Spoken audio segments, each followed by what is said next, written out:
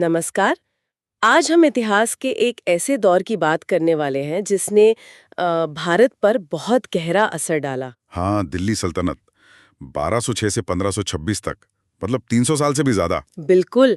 हमारे पास जो जानकारी है वो इसकी पूरी कहानी बताती है। कैसे ये शुरू हुई, कौन-कौन से वंश आए गए, उनका राजकाज कैसा था, कल्चर पर क्या असर पड़ा और आखिर में इसका अंत कैसे हुआ। सही। और आज हम कोशिश करेंगे कि सिर्फ फैक्ट्स ना दोहराएं, बल्कि ये समझे कि इस सल्तनत का मतलब क्या था, ये बनी कैसे। हाँ, और कौन थे वो सुल्तान जिनके बारे में हम इतना सुनते हैं? इल्तुतमिश, बलबन, अलाउद्दीन खिलजी। मोहम्मद बिन तुगलक। बिल्कुल। उनकी पॉलिसीज क्या थीं? जैसे वो इक्ता सिस्टम था, उसका क्या मतलब था? और उस वक्त की आम जिंदगी कैसी थी, इकोनॉमी, समाज। और वो जो एक मिली-जुली संस्कृति बनी, इंडो इस्लामिक। हाँ, वो कैसे पनपी। और सबसे बड़ा सवाल, इतनी ताकतवर सल्तनत आखिर बिखर क्यों गई। तो चलिए इसी गुफ्तगू को आगे बढ़ाते हैं। ठीक है, तो शुरू करते हैं बिल्कुल शुरुआत से। जाहिर है ये सब अचानक नहीं हुआ। इसकी जड़ें तो मध्य एशिया से आई, है ना? तुर्क हमले। हाँ, महमूद गजनी आया, लूटपाट की, चला गया। उसने कोई परमानेंट राज नहीं बनाया यहाँ। लेकिन मोहम्मद गौरी अलग था, वो सिर्फ लूटने नहीं आया था। सही कहा। वो यहाँ हुकूमत करना चाहता था।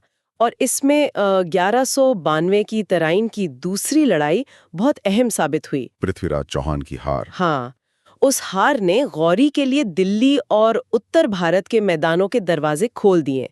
लेकिन फिर कहानी में एक मोड़ आया। 1206 में गौरी की मौत हो गई अचानक। और उसका कोई सीधा वारिस भी नहीं था। बिल्कुल। तो उसके जो सबसे भरोसेमंद गुलाम सेनापति थे, उनमें सत्ता के लिए खींचतान शुरू हो गई। और इसी में से निकले कुतुबुद्दीन ऐबक, जिसने 1206 में दिल्ली सल्तनत की नींव रखी। यहीं से ममलूक या गुलाम वंश 1206 से 1290 शुरू हुआ। ऐबक, हाँ, उसे लखबख्श भी कहते थे। लाखों का दान देने वाला। उसने दिल्ली में कुव्वतुल इस्लाम मस्जिद बनवाई और अजमेर में 2.5 दिन का झोंपड़ा। और दिल्ली की पहचान कुतुब मीनार, उसकी शुरुआत भी ऐबक नहीं की थी। हालांकि पूरा इल्तुतमिश ने करवाया। ऐबक का राज तो छोटा ही रहा। हाँ, लेकिन नींव डाल दी थी उसने। सल्तनत को असल ताकत और शक्ल दी उसके दामाद इल्तुतमिश ने 1211-1236। उसे सल्तनत का असली संस्थापक कहा जाता है। क्यों? उसने ऐसा क्या किया? देखो, सबसे पहले तो वो राजधानी लाहौर से दिल्ली ले आया। ये एक बहुत बड़ा स्ट्रेटेजिक मूव था। दिल्ली ज्यादा महफूज थी और सेंटर में भी थी। और उसने प्रशासन को भी संभाला। बिल्कुल। यहीं पर वो मशहूर इक्ता सिस्टम आता है। हाँ, ये इक्ता सिस्टम क्या था असल में? बार बार सुनते हैं इसके बारे में। देखो, आसान भाषा में समझो तो ये जमीन का आवंटन था। बड़े मिलिट्री कमांडरों और अमीरों को कैश सैलरी की जगह एक इलाके का रेवेन्यू वसूलने का हक दे दिया जाता था। अच्छा। उसी रेवेन्यू से वो अपनी सेना का खर्चा चलाते थे। और जो पैसा बचता था, जिसे फवाजिल कहते थे, वो शाही खजाने में जमा करना होता था। तो ये परमानेंट होता था? मतलब बाप के बाद बेटे को? नहीं, इल्तुतमिश के टाइम पे ये बिल्कुल परमानेंट नहीं था, ट्रांसफरेबल था। आज यहाँ का इक्तदार, कल कहीं और का। इससे कंट्रोल बना रहता था। समझ गए। और इल्तुतमिश ने वो तुर्काने चहलगानी भी बनाया था, वो क्या था? हाँ, चालीसा। ये उसके 40 सबसे वफादार तुर्क गुलाम सरदार थे, एक तरह से उसकी कैबिनेट। शुरू में तो ये बड़े मददगार साबित हुए। लेकिन बाद में ये इतने ताकतवर हो गए कि सुल्तानों को अपनी उंगलियों पर नचाने लगे। खैर, इल्तुतमिश ने करेंसी भी अपनी जारी की, चांदी का टंका और तांबे का जीतल, स्टैंडर्ड करेंसी। इल्तुतमिश के बाद तो एक बहुत ही अनूठी बात हुई, रजिया सुल्तान 1236-40 का तख्त पर बैठना। हाँ, वाकई, दिल्ली सल्तनत की पहली और आखिरी महिला शासक। इल्तुतमिश ने उसे ही चुना था, अपने बेटों से ज्यादा काबिल समझकर। लेकिन वो चली नहीं ज्यादा दिन। कहाँ से चलती हैं? वो तुर्क अमीर, खासकर वो चालीसा वाले, एक औरत के नीचे काम करने को तैयार ही नहीं थे। बहुत साजिशें हुई और बेचारी रजिया को सिर्फ 4 साल में हटा दिया गया, मार दिया गया। इससे पता चलता है कि अमीर कितने पावरफुल थे। बिल्कुल। रजिया के बाद कुछ कमजोर सुल्तान आए, अमीरों का बोलबाला रहा।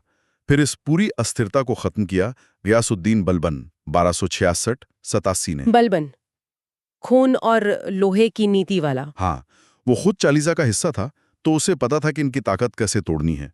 वो समझ गया था कि अगर सल्तनत बचानी है तो सुल्तान की इज्जत और डर दोनों कायम करने होंगे। तो उसने सबसे पहले उन्हीं 40 अमीरों की छुट्टी की। बिल्कुल, उनकी ताकत खत्म की।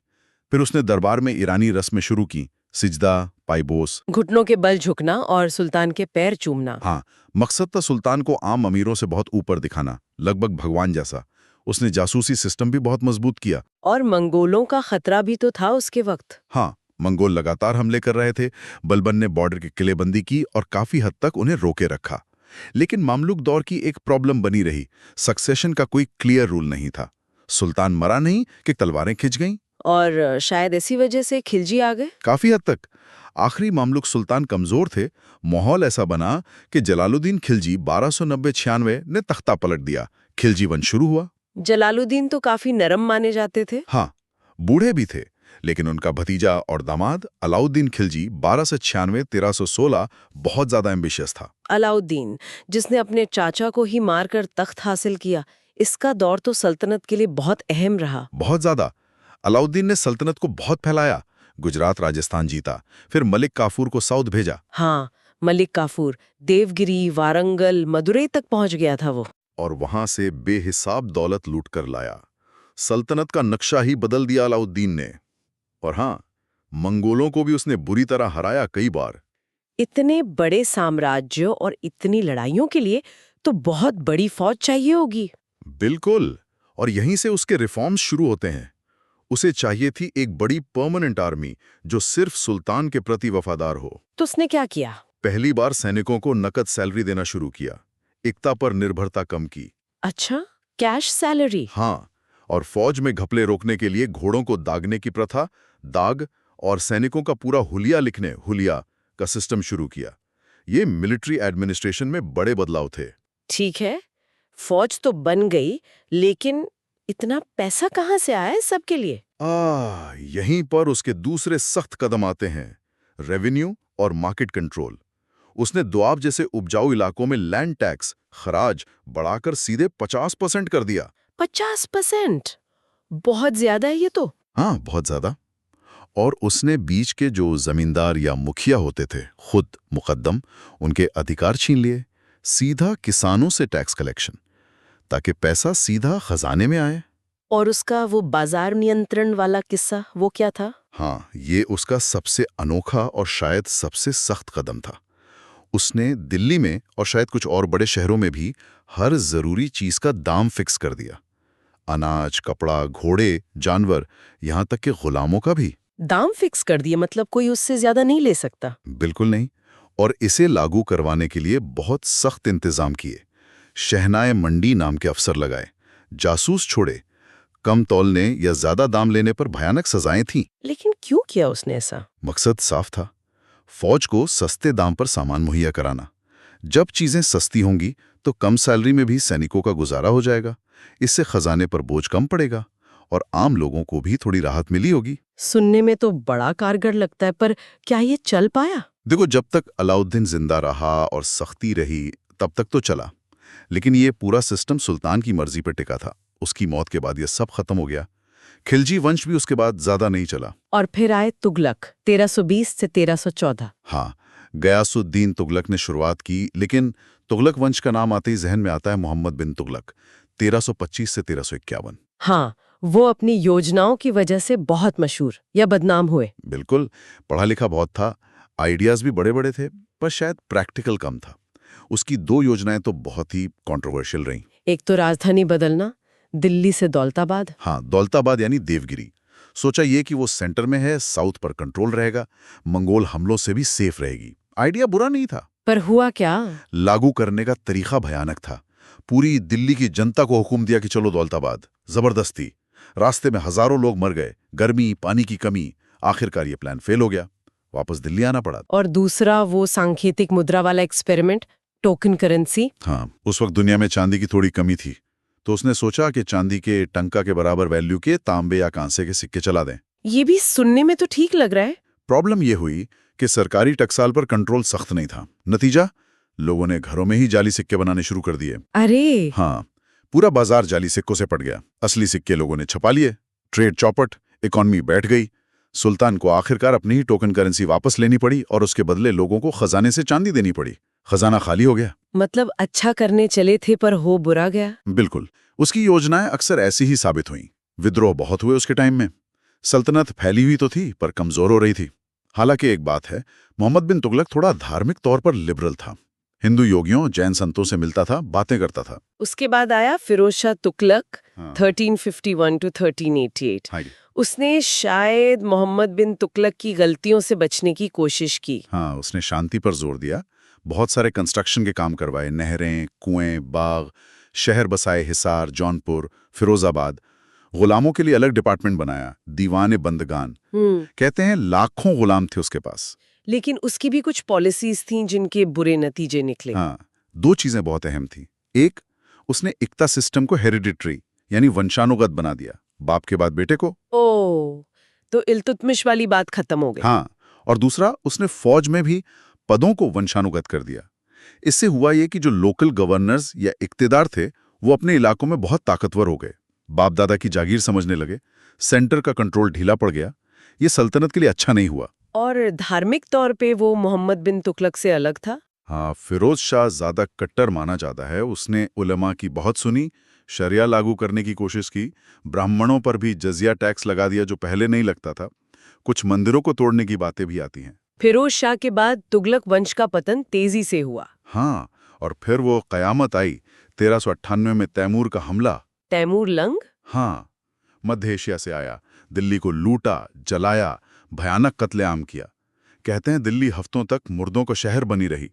इस हमले ने तुगलक सल्तनत की जो बची खुची ताकत थी, वो भी खत्म कर दी। सल्तनत बिखर सी गई। तैमूर के जाने के बाद कौन आया? सैयद वंश, 1414-1451। हाँ। खिज्र खां ने शुरू किया, जो तैमूर का ही आदमी था। पर सैयद सुल्तान तो बस नाम के थे। उनका राज दिल्ली और आसपास के छोटे से इलाके तक ही सिमट कर रह गया। उनमें दम नहीं था। बिल्कुल नहीं। वो तो खुद को सुल्तान भी नहीं कहते थे, तैमूरियों का गवर्नर मानते थे। फिर आए लोधी, 1451-1526। ये पहले अफगान शासक थे, है ना? हाँ, दिल्ली सल्तनत पर राज करने वाले पहले अफगान बहलोल लोदी ने इसे शुरू किया। उसने जौनपुर जैसे बड़े सूबे को वापस जीता। और उसके बाद सिकंदर लोधी। सिकंदर लोदी 1489 to 1517 काबिल शासक था। उसने एडमिनिस्ट्रेशन सुधारा, खेती पर ध्यान दिया, बिहार तक कंट्रोल बढ़ाया, और उसने राजधानी दिल्ली से आगरा शिफ्ट की। अच्छा, आगरा, जो बाद में मुगलों की भी राजधानी बनी। हाँ, लेकिन आखिरी लोधी सुल्तान इब्राहिम लोदी 1517 से 26, वो अपने ही अफगान सरदारों को नहीं संभाल पाया। क्यों? क्या प्रॉब्लम थी? देखो, अफगान कबीलों का सिस्टम बराबरी वाला होता है। सरदार लोग सुल्तान को बराबर वालों में पहला, प्राइमस इंटर पारिस मानते थे, मालिक नहीं। बहलोल और सिकंदर ने तो जैसे तैसे निभा लिया, पर इब्राहिम लोदी थोड़ा सख्त मिजाज था। उसने सरदारों पर कंट्रोल करने की कोशिश की। तो सरदार नाराज हो गए। बिल्कुल। पंजाब का गवर्नर दौलत खान लोदी, इब्राहिम का चाचा आलम खान, ये सब उसके खिलाफ हो गए। और उन्होंने ही बाबर को बुला लिया काबुल से। हाँ, घर का भेदी लंका ढाए वाली बात हो गई। अंदरूनी फूट ने बाहरी हमलावर को मौका दे दिया। 1526 में पानीपत की पहली लड़ाई हुई। बाबर बनाम इब्राहिम लोदी। और बाबर जीत गया। उसकी सेना छोटी थी पर ज्यादा डिसिप्लिन थी। उसके पास तोपें थीं और लड़ने का तरीका तो लुगमा बेहतर था। इब्राहिम लोदी मारा गया। और इसी के साथ दिल्ली सल्तनत खत्म। 32 साल का राज। और शुरू हुआ मुगल दौर। बिल्कुल। अगर हम पीछे मुड़कर देखें तो इस पूरे सल्तनत पीरियड की देन क्या है, मतलब एडमिनिस्ट्रेशन के लिहाज से? देखो, उन्होंने एक सेंट्रलाइज सिस्टम बनाने की कोशिश की। सेंटर में अलग अलग डिपार्टमेंट थे। रेवेन्यू के लिए दीवाने वजारत, आर्मी के लिए दीवाने अर्ज, धर्म और फॉरेन अफेयर्स के लिए दीवाने रिसालत, शाही खतों के लिए दीवाने इंशा। ये सब एक ढांचा था। और इक्ता सिस्टम? इक्ता सिस्टम हालांकि बाद में कमजोरी बना, पर शुरू में उसने एडमिनिस्ट्रेशन और रेवेन्यू कलेक्शन को एक बेस दिया। और इकोनॉमी कैसी थी? शहरों का विकास हुआ। दिल्ली, लाहौर, दौलताबाद, जौनपुर, ये बड़े ट्रेडिंग और क्राफ्ट सेंटर बने। ट्रेड बढ़ा, देश के अंदर भी और बाहर भी, खासकर सेंट्रल एशिया और मिडिल ईस्ट से। पैसे का लेन देन कैसे होता था? स्टैंडर्ड सिक्के थे, टंका और जीतल। सड़कें बनी, सराएं बनी, पोस्टल सिस्टम, उलुक और दावा भी काफी तेज था। और इंडस्ट्रीज? हाँ, टेक्सटाइल, मेटल वर्क, कागज बनाने की टेक्निक भी इसी टाइम आई। और खेती तो बेस थी, उसमें भी पर्शियन व्हील यानी रहट जैसी नई तकनीकें आईं। और समाज कैसा था? हिंदू मुस्लिम रिश्ते? ये थोड़ा कॉम्प्लिकेटेड सवाल है।